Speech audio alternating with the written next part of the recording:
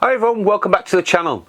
Today is a how-to day and we're going to be replacing the drain down valve in our Caravan, but more on that in a minute.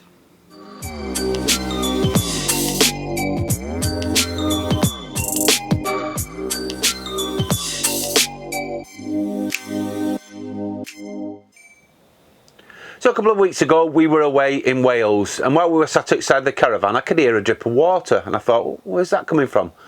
So I did a bit of investigation and I discovered that there was a leak, and it was leaking from underneath the Caravan. Now I did a little bit more of an investigation and I discovered that it was the drain down valve for our Truma water system. So I went online and had a look, and you can get replacement parts. This is the part you can get. And what we're going to do today is I'm going to show you how to replace it, and hopefully it will resolve the problem. So let's take a look at what we need first of all.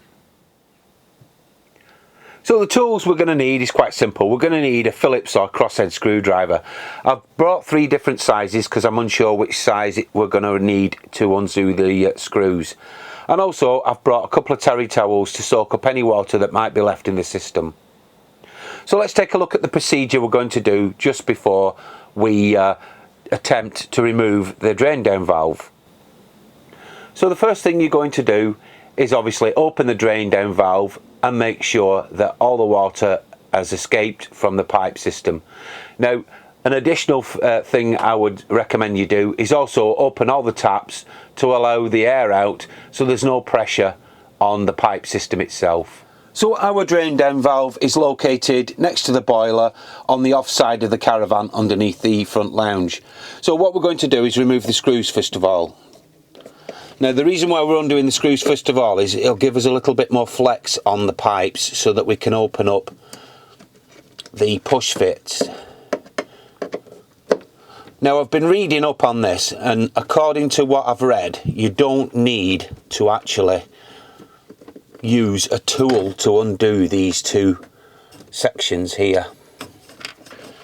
So what we'll do now, we'll just put them on one side. Now taking our new one, I'll just show you that next to it. So this is our new one. So basically what we're going to be doing is swapping it like for like so. Now having a look at this, I can't see if there's an actual direction. So this, I'm assuming, can go in either direction. So what we're going to do now is we're going to compress the actual blue. We've got a little bit of water there coming out. So what we're going to do now is just soak that up. Let's get rid of that out the way. And same again, we're going to compress this pipe here and pull it out. Like so. That's being a bit difficult, that one.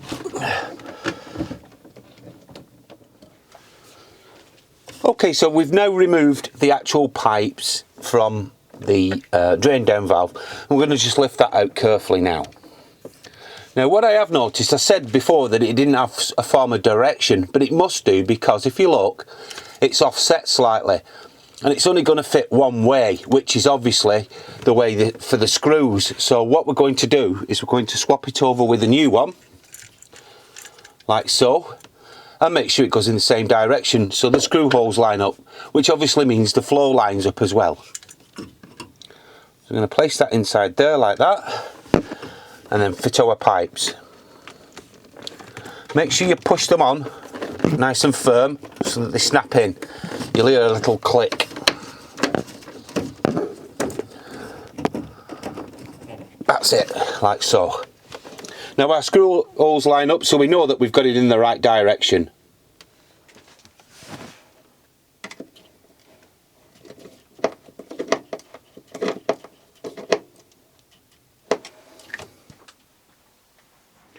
So that's the drain down valve now completed.